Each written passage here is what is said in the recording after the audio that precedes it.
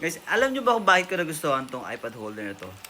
So, kikwento ko sa inyo yung nangyari sa akin kahapon kasi meron akong proposal gig sa Okada. So, pagpunta ko doon, walang sound system, walang music stand, walang mic stand.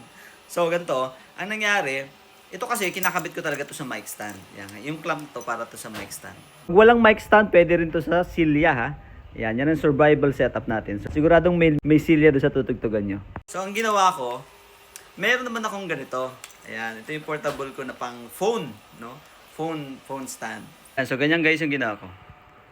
Ayan. So hawak niya yung iPad, tapos nakaklamp dito sa aking phone holder. Ito walang kawala. Ito yung ating survival mode na setup. So kinalamp ko siya sa silya. So siguradong doon sa venue na tututugan nyo, may silya. Tapos ito, na-adjust to. Para sa iPad, para sa phone.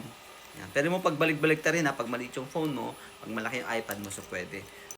And nga pala, pwede rin to sa keyboard, no? Ika-clamp nyo dun sa keyboard stand. So, pag interested kayo, message nyo lang ako.